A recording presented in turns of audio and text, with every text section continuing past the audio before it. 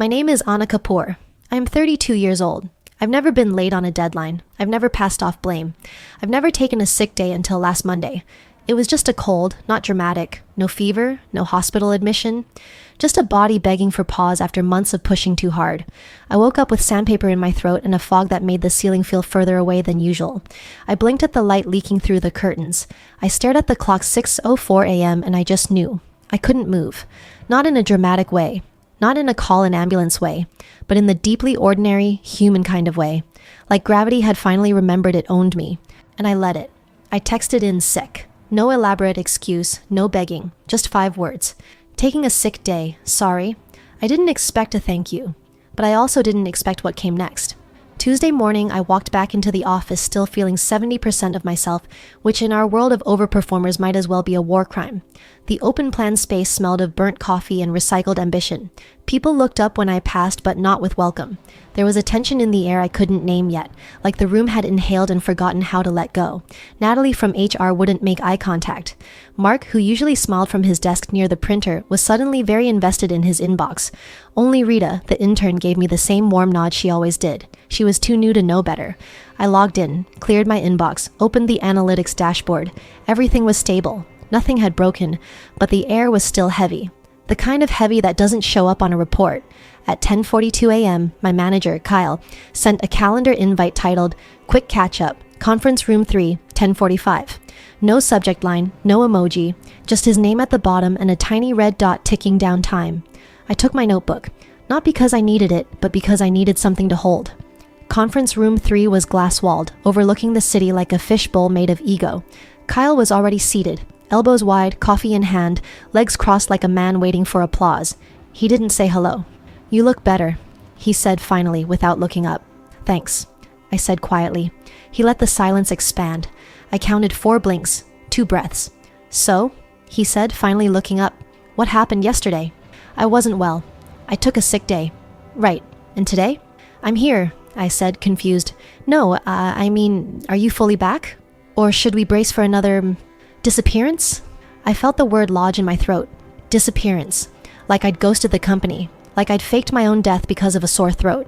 I didn't answer immediately. He continued, "Look, Ina, we're all under pressure. You know that. I can't carry your weight and mine. We all count on you. But if you can't manage the stress, maybe this isn't the right environment." He leaned back, sipped his coffee, like he'd just handed me a truth and expected gratitude. I stared at him for a second too long. Not because I didn't know what to say, but because I did. But I didn't say it. Instead, I nodded. Understood. I stood up, walked out, closed the glass door behind me like a slow exhale. Back at my desk, my inbox chimed. FW, Monday Rescheduling Nightmare. From Kyle M2, Operations, HR, Facilities. CC, me. Accidentally. FYI, Anna's sick day caused a ridiculous domino effect. She's brilliant but impossible to rely on. We need a backup plan. Can't keep dealing with this level of logistical fragility. No greeting, no context, just those words. Brilliant, but impossible. Logistical fragility.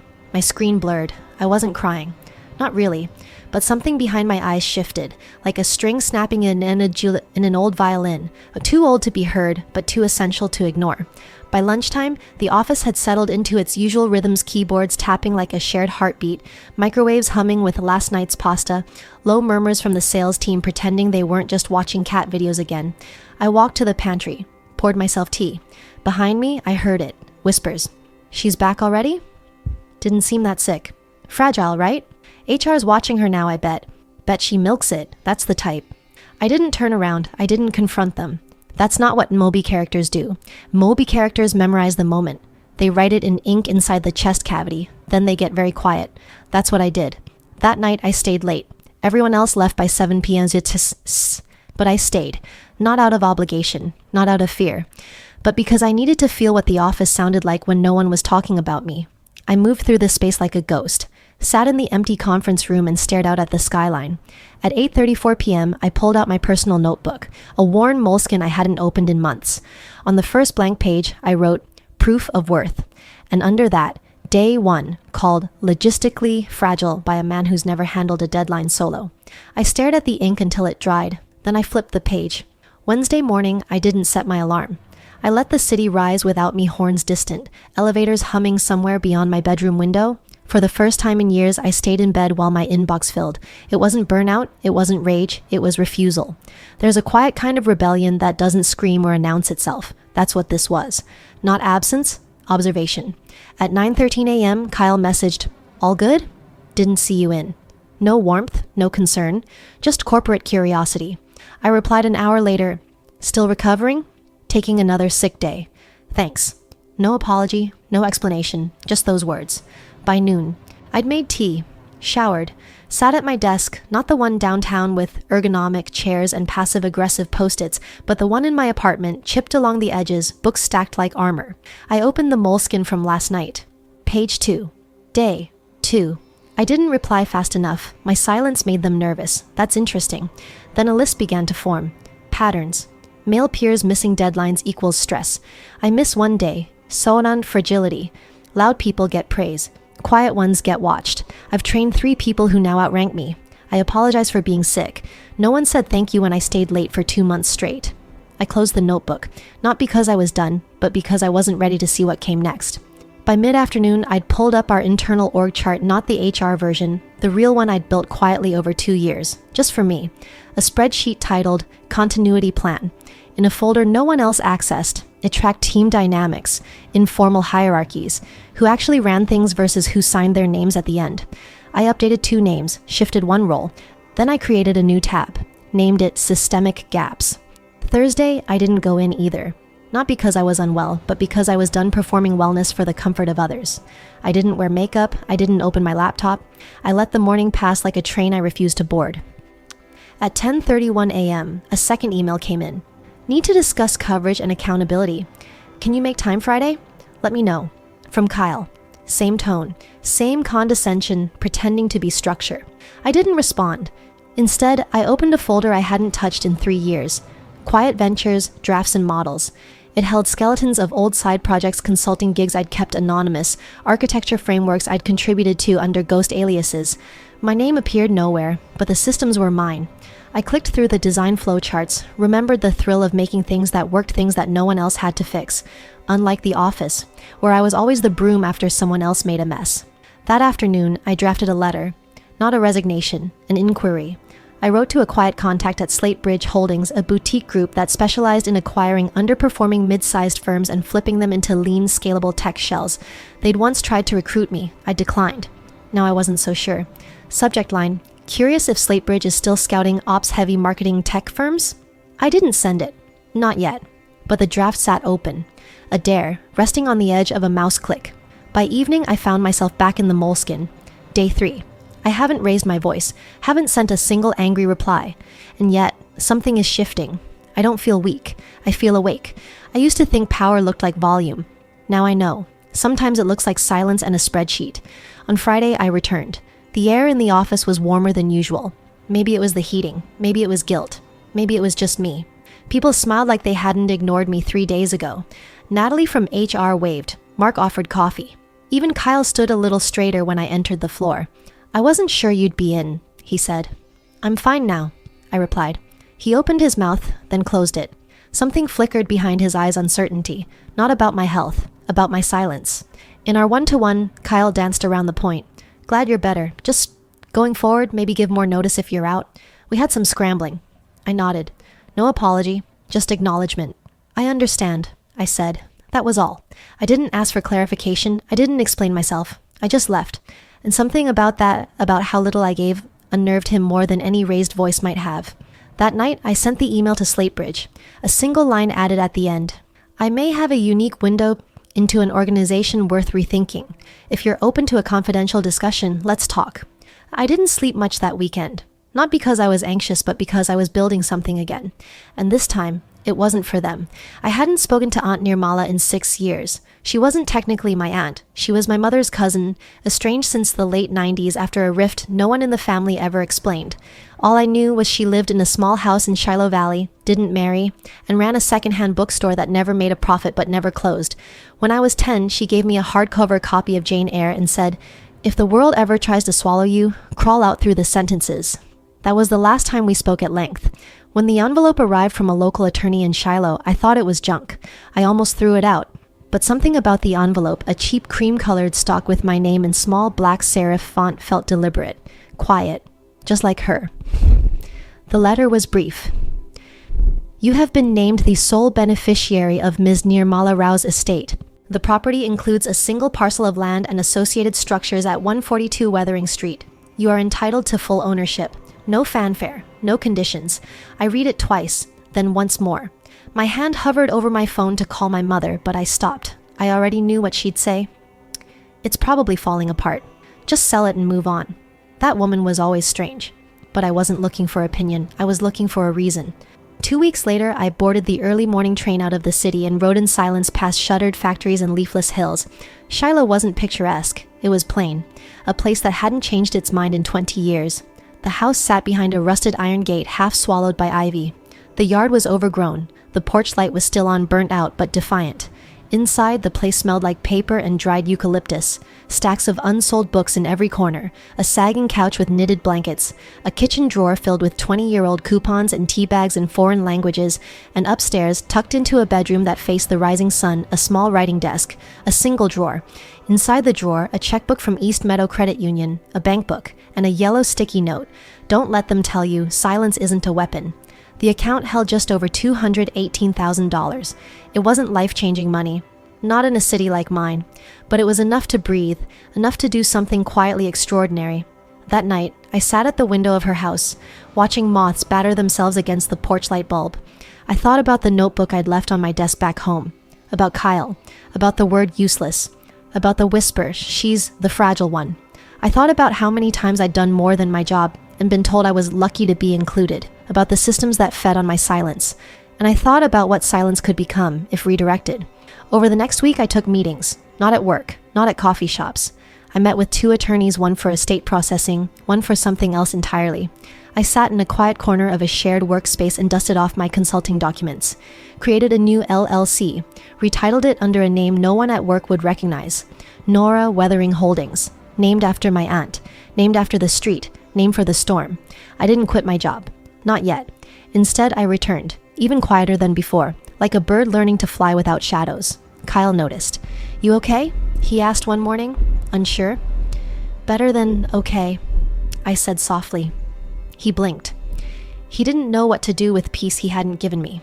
That Friday, I took lunch alone, in the break room that always smelled faintly of tuna and toner. I pulled out my moleskin, turned to a new page. Day 10. Inheritance isn't always money. Sometimes it's the quiet someone gives you, the kind you never had until they died. I wrote below that, property listed for appraisal. Check. Attorney confirmed. Quiet title process initiated. Slatebridge replied. Interested in an exploratory meeting. NDA signed. Due diligence to begin next quarter. I don't owe anyone an explanation. The following Monday, Kyle asked me to join a vendor meeting. I smiled, sat beside him, took notes I didn't need to take, watched him misquote figures I'd built, and when the vendor said, "Would love to loop in your owner rep next time," Kyle replied, "I am the owner's guy." I said nothing, but something inside me smiled. Aunt Nirmala would have approved. The appraisal for the house came back higher than expected. Gentrification had crept in faster than the town realized. Developers had left messages in my inbox asking if I wanted to sell. I sold $300 to $8,000 after taxes, closing, and legal. I transferred a portion to my savings, put another chunk toward acquiring preliminary shares in the very company where Kyle called me logistically fragile. I told no one, because that's how power grows, in the places no one watches. There's a specific kind of thrill that comes from being invisible, not in the teenage sense, not in the hurtful way, but the kind that lets you move through rooms like vapor.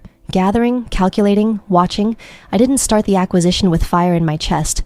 I started it with a spreadsheet and 3 unanswered emails from Kyle, each time-stamped, each dismissive, each a reminder of how little he expected from me. That was the beauty of it. February 3rd, 7:14 p.m.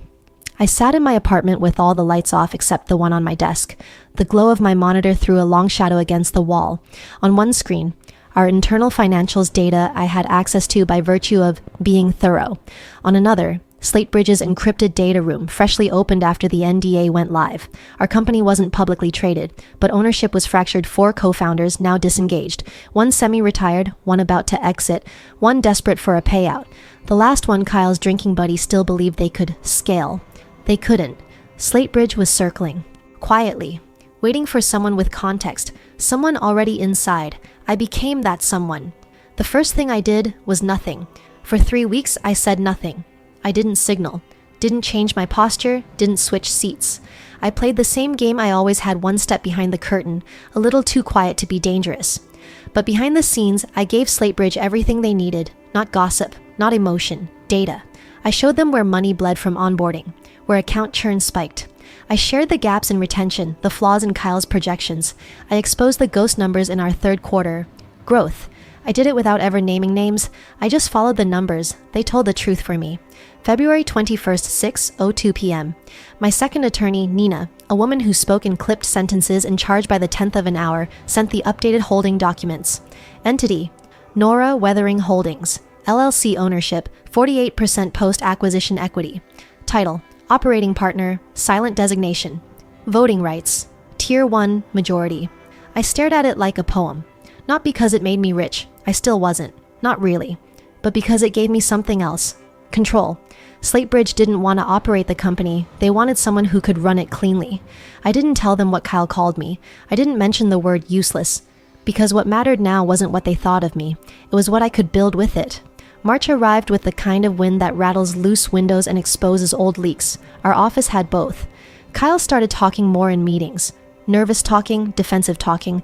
He didn't say it out loud, but the rumor had reached him. Bridge was circling. He called a Friday meeting, staff-wide. Used the words evolution, strategic reinvestment, future-facing. I nodded in all the right places, even offered to take meeting notes. Afterward, he said, "You know, Anna, I've always thought you had a mind for structure." I smiled. He didn't know that by that point I was reviewing his employment contract, his severance clause, the fine print about behavioral review periods. I wasn't trying to fire him. Yet. I just needed to know what I could do. March 12th, 3:03 p.m., I received a one-line message from Bridge. Acquisition to close April 5th. Welcome aboard. I reread it 3 times. Then I scheduled a haircut. Nothing dramatic, just a trim, something small, something for me. Over the next few weeks, I kept a quiet log in my moleskin. Checklist: quiet power acquisition document signed. Operating agreement finalized. HR directive prepared. Kyle's departmental budget under review. Staff performance anonymized and reevaluated. New email address created. horar.kapoorp@nwpartners.io. That one, I didn't activate yet. I just liked knowing it existed. The Monday before the acquisition went public, I sent a request to HR. Please postpone all internal communications. Ownership shift until Friday EOD. They agreed. Standard protocol. Transitions could get messy. Better to control the narrative. I wanted it clean. Quiet. April 5th, 10 a.m. I arrived at the office wearing black slacks, a beige blouse, and the same gray coat I always wore. I carried the same bag, wore the same shoes. Power, I had learned, doesn't need costume. Kyle was already on the floor, pacing near the whiteboard, pretending not to be rattled. The staff looked tired, mismatched smiles, tension. Everyone had heard something. I joined the all-hands meeting 5 minutes late. No explanation. Kyle began. Some of you have heard the rumors. Bridge has entered a transitional partnership with our board. We're still gathering clarity, but that's when the door opened. 2 representatives entered, one in navy, one in black, and behind them, quietly, Nina, my attorney. Kyle blinked. Can I help you?" he asked. Nina stepped forward. Calm, precise. "We're just here to observe today. Internal leadership will coordinate further." No names, no titles. Just enough ambiguity to let everyone guess. Kyle's mouth stayed slightly open. He looked at me just once, but I didn't meet his eyes. I was already looking down at my notebook, writing a single word. Arrived. By 4 p.m., I'd been CC'd on every transition document. By 5 p.m., I'd activated the new email. A.R. Kapoor at nwpartners.io signature line. Anna Kapoor, managing partner, Nora Weathering Holdings. No slogans. No quotes. Just the truth. That night, I walked the office alone, the way I had all those nights ago. Same lights, same silence. But it felt different now, not because I had won, but because I had endured, because I had built something without ever raising my voice, because the room that once made me feel small was now mine to rebuild, not to punish, not to parade, but to correct. April 7th, Friday, 9:14 a.m. Kyle scheduled a meeting titled Slatebridge Transition Planning Management Sync. Attendees: Kyle M., Ops Lead, HR Director, Finance Head. Optional: Anna Kapoor, me. Optional. I clicked yes, then forwarded the invite to my assistant, then closed my laptop and made tea. The office buzzed like a hive that had just been tapped. Whispers moved faster than Slack threads. Half the staff didn't know what was happening. The other half pretended they did.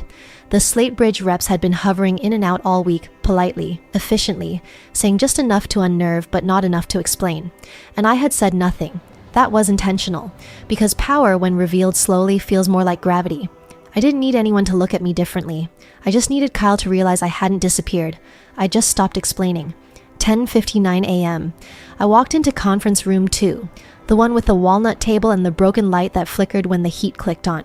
Kyle was already seated, tie loose, collar crisp, drinking from his world's best mentor mug, a white lie in ceramic form. The HR director, Marlene, sat beside him, expression unreadable. Liam from finance was typing something on his phone, pretending not to be nervous. I took the empty chair closest to the door, didn't pull out a notebook, didn't open my laptop. I just looked out the window as the city rolled on without us. At 11:01 a.m., the screen at the end of the room flickered to life. The Slatebridge logo appeared, then a face. It was Robert Kim, one of the senior partners, and beside him, barely visible at first, was Nina, my lawyer. She didn't speak. She just watched. "Thanks for joining," Robert began smoothly. "We'll keep this brief. As most of you know, Slatebridge has officially completed its strategic acquisition of key equity and operational control in this firm. Effective immediately, leadership restructuring will begin." Kyle adjusted his chair. "Of course," he said. "I've already started mapping key reports. I'm happy to assist however needed." He smiled at the screen, confident, still believing he was part of the transition, not the reason for it. Robert didn't return the smile. "We appreciate that," he said, "but operational ownership will now fall under Nora Weathering Holdings, our partner in this transition." Kyle blinked. "I'm sorry, who?" Robert turned, and for the first time, looked at me. Kyle followed his gaze. I didn't say anything, didn't smile, didn't blink, just held his stare, calm and still, like a photograph developing in real time. Robert continued, "Anna Kapoor is the managing partner of Nora Weathering Holdings." Silence, the kind that makes your ears ring. Then Kyle laughed. Not loudly, just one of those awkward chuckles meant to buy time. "That's okay. Very funny," he said, looking around. No one else laughed. Marlene shifted in her seat. Liam put down his phone, and I said softly, "It's not a joke." Kyle turned back to me. "You're... what? You're not an investor? You're staff." "Not anymore," I said. The words didn't land like a punch. They landed like ice in a warm glass, sudden, shocking, then still. "I don't understand," he said, voice thinner now. "That's okay," I replied. "You don't have to."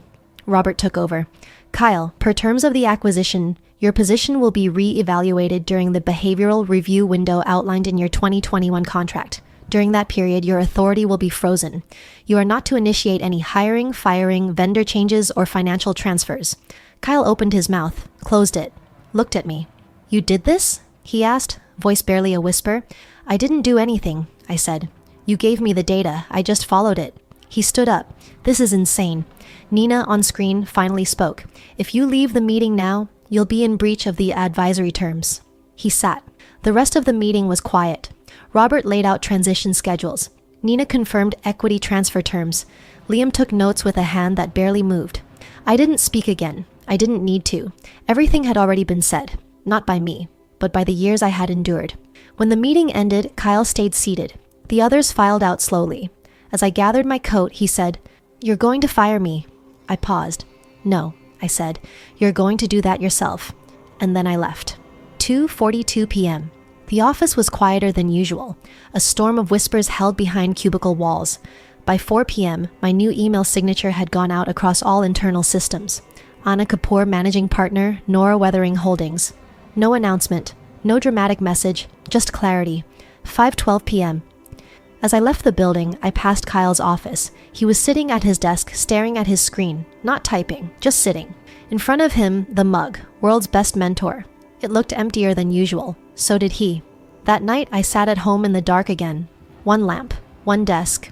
I opened my notebook, wrote, Day 46. He didn't yell, he didn't threaten, he just sat there. That's how you know it's real. I didn't need revenge, I needed correction, and now I have it. April 10th, Monday, 8:02 a.m. The elevator opened to silence. Not the quiet before the storm kind. The kind that happens when people feel something coming, but they don't know what shape it takes yet. A tremor beneath office carpeting. Something unspoken curled behind every good morning. I walked through it like fog. No announcements, no town halls, no awkward new role speeches. Just me, a clipboard, and a list. The first thing I did was change the seating chart. I didn't move anyone dramatically. That would have drawn attention. I made 3 small changes. Moved Rita, the intern who always stayed late but was never asked to speak closer to the product team. Separated a toxic duo from the same pod where they whispered through other people's presentations. Shifted Kyle's desk. Not out of spite, out of necessity. I gave him a smaller space, closer to the windows, with a view of the alley, not the skyline. Symbolic maybe, but also strategic. I needed him out of the way. 9:41 a.m. The first internal memo went out. Subject: restructuring, not replacing. I kept it short. We will not be announcing sweeping changes. There will be no flash reorgs or flashy leadership pivots. We're not building something new. We're fixing what should have worked all along. If you've been carrying more than your title, I see you. If you've been hiding behind yours, I see that too. Anna. People didn't reply. They whispered. And in an office like this, that was better. The loudest leaders had always been the ones doing the least. Now, the quiet ones sat straighter. Rita smiled at me that afternoon. Not nervously, not questioningly, just a quiet nod like, I know what you're doing. Kyle didn't say anything for 3 days. Not in meetings, not in hallways. He showed up, he took notes. He stayed until 5 and left at 5:01. He didn't fight. That was the unnerving part. He just watched. I expected anger, maybe even false politeness, but I forgot something. Kyle had never known how to operate without being listened to. Now no one asked him anything. That was the punishment. April 13th, Thursday, 2:20 p.m. We held a micro review of department leads. No one called it that. It wasn't formal. I just sat down with every team head for 15 minutes and asked the same 2 questions. What's one thing you're doing that isn't technically your job, but the company would fall apart without it? If you disappeared tomorrow, who's most likely to panic? Most of them stuttered, but the ones who answered directly? Those names went into a new document. Spine list. Not for promotion, for stability. That night, I walked the floor again. Same lights, same office plants nobody watered, same humming of old HVAC systems. But something was different. Not in the walls, in the posture. People weren't watching their backs, they were watching me. Not with fear, with hope. That terrified me more than any lawsuit ever could, because now I had to earn it. April 14th, Friday, 5:04 p.m. Kyle knocked, first time since the acquisition. He stepped in, closed the door, didn't sit. I'm not sure what you want from me, he said. His voice wasn't defensive, it was tired. I let the silence settle. He tried again. I know you don't trust me. I looked at him carefully. I don't need to trust you, I said. You're not in charge anymore.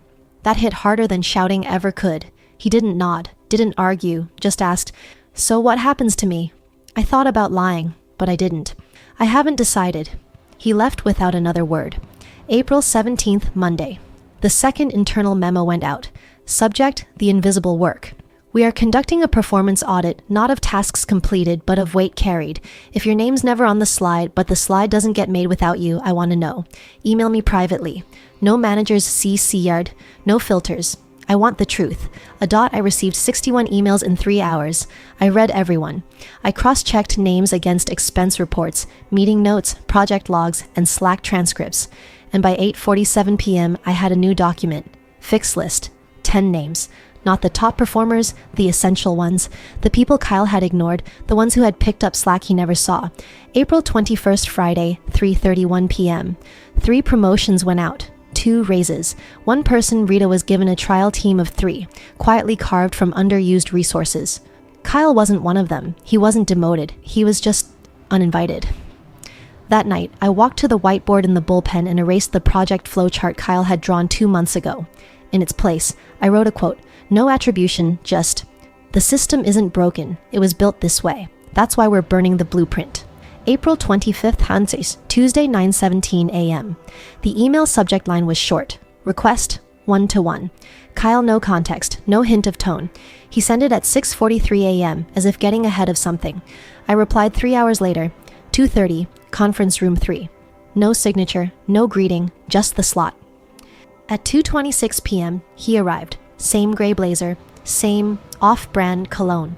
But there was a weight in the way he walked, a sag in his shoulders, as if someone had turned off the autopilot in his chest and left him to fly manual. I didn't stand when he entered. I didn't offer him coffee. He sat. No notepad, no laptop, just his hands, clasped tightly, whitening his knuckles. "Thanks for this," he began. I nodded once. No small talk. He tried again. "I just wanted to clear the air." Still, I said nothing. So he said what he came to say. "Why me?" It wasn't a complaint, not even a challenge. It was genuine confusion. "I worked hard," he said. "I stayed late. I hit targets. I managed people. I brought in clients. You saw that, right?" I waited, then asked, "Do you remember February 9th?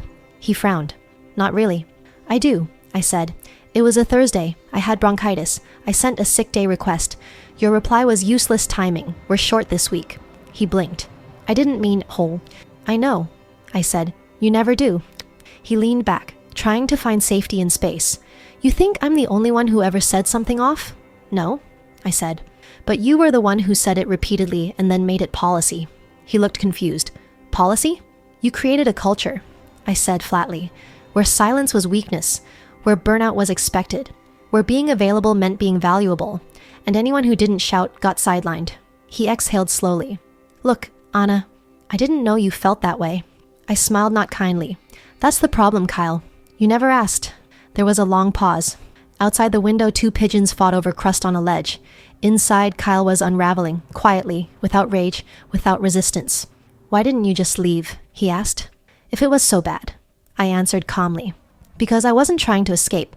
I was learning where the wires were." He stared at the table. "This is personal for you." I shook my head. "No, Kyle, that's what you still don't get. If it were personal, you'd still matter." He looked like he'd been slapped, but no one had touched him.